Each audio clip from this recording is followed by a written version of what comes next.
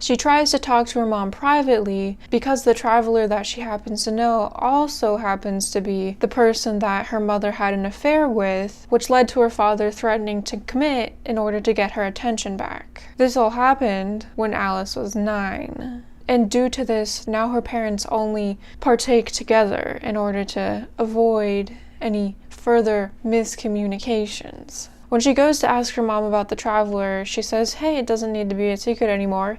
Joe's become our 3rd. And lucky for Alice and Quentin, he has a spell that will act as a beacon to help Penny find his way back to the Earth Fountain. The only problem is that Joe, the traveler, comes from a world where all magic is sex magic. The spell will only work if both parties climax at the same time. Hearing this, Alice sort of gives like a shifty, This sort of leads into Joe, Alice's parents' 3rd, teaching Quentin about the female body. Back at Brakebills, Margot is back from her Ibiza trip, and she notices Elliot turning to basically all the pharmaceuticals and calls for a nurse to come check him out. The nurse points out that it isn't Elliot that has an issue, it's actually Margot. Elliot is as good as can be, all things considered, but the nurse says it seems like Margot is the one having an issue. It seems like there's something draining her life force. What happened at Ibiza? Margot goes to confront the guy that she was hooking up with during Ibiza and finds out he made a golem of her, a Margolem,